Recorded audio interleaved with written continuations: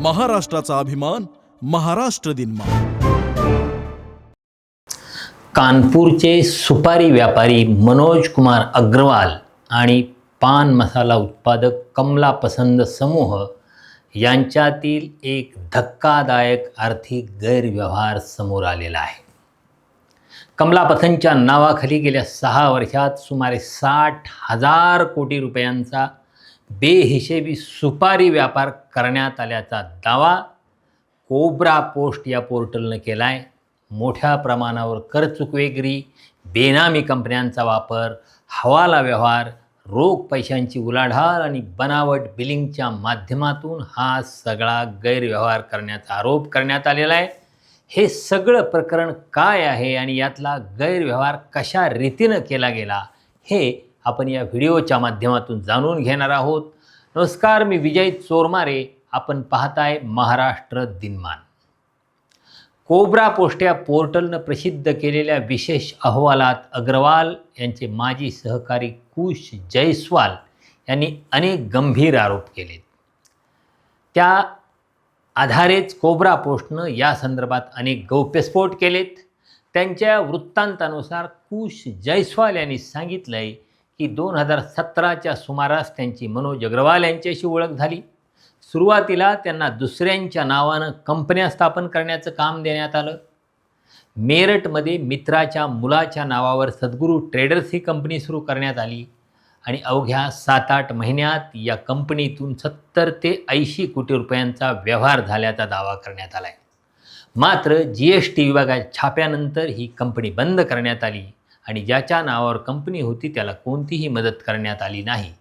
विशेष म्हणजे या संपूर्ण व्यवहारात त्यांनी प्रत्यक्ष सुपारीचं एक खांडही पाहिले नसल्याचा दावा केला आहे।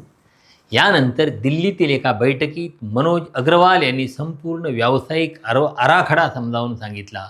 त्यानुसार दिल्ली, गुरुग्राम, नागपूर, इंदोर आणि कोलकाता इथं प्रत्येकी 2 अशा अनेक कंपन्या स्थापन करण्यात आल्या।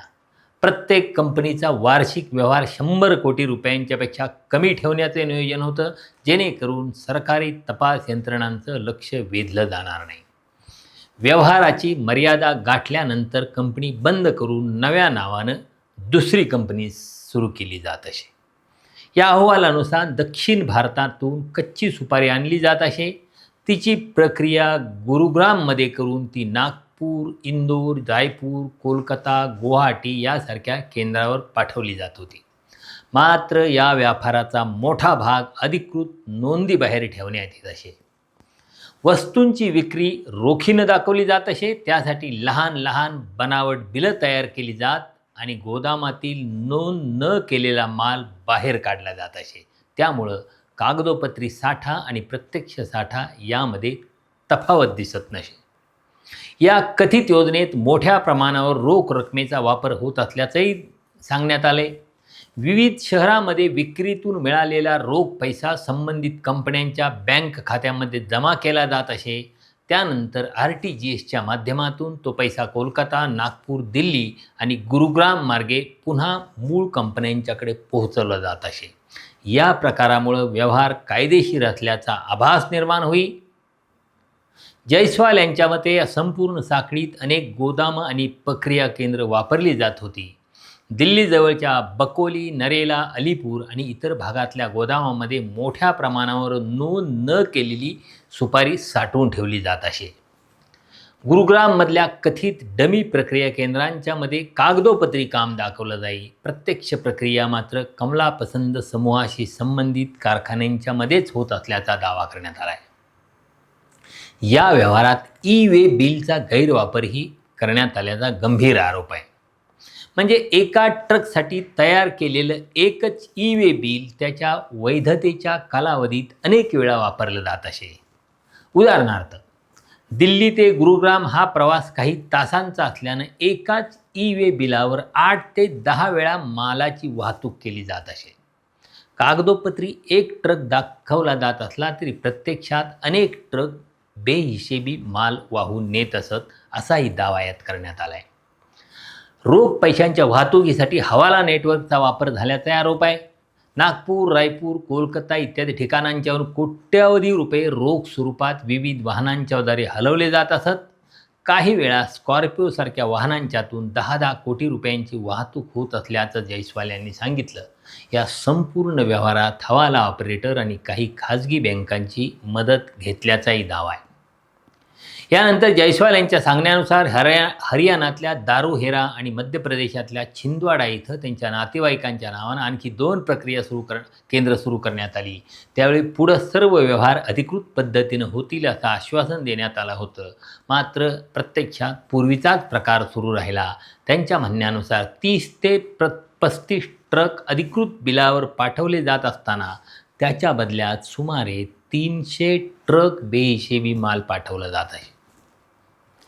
जयस्वाल यांनी आणखी एक गंभीर आरोप केला आहे. मनोज अग्रवाल यांच्यापासून दूर गेल्यानंतर त्यांच्यावर आणि त्यांच्या कुटुंबांच्यावर अनेक गुन्हे दाखल करण्यात आले.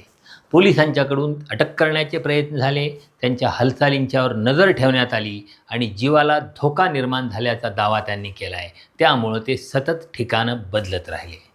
त्यांच्या मते 6 वर्षाच्या कालावधीत झालेल्या व्यवहारांची कागदपत्रं, बँक स्टेटमेंट्स आणि कथित कच्चे हिशेब त्यांच्याकडे उपलब्ध आहेत. त्यावरून या व्यवहाराची एकूण किंमत 60,000 कोटी रुपयांच्यापर्यंत जाऊ शकते. तसेच व्यवहारांच्यामध्ये सांकेतिक भाषेचाही वापर होत असे. उदाहरणार्थ 1 बॉक्स म्हणजे लाख रुपये, तर 500 बॉक्स म्हणजे 5 कोटी रुपये अशा सांकेतिक व्यवहारात चर्चा व्हॉट्सअपवर केली जात असे. या सर्व आरोपांच्या बाबत कोब्रा पोस्टनं मनोज अग्रवाल आणि कमला पसंत समूहाला सविस्तर प्रश्नावली पाठवल्याचं त्यांनी म्हटलं आहे. मात्र त्यांच्याकडून कोणतंही उत्तर मिळालं नसल्याचं कोब्रा पोस्टनं स्पष्ट केले. या एकूण प्रकरणामुळं देशातली सुपारी आणि पाल मसाला उद्योगातल्या आर्थिक व्यवहारांच्या बाबतही अनेक गंभीर प्रश्न उपस्थित झालेत. आता सरकारी यंत्रणा या सगळ्या प्रकरणाकडं कसं बघते, त्याची दखल किती घेते आणि काय कारवाई करते, हे पाहणं औत्सुक्याचं ठरणार आहे. धन्यवाद.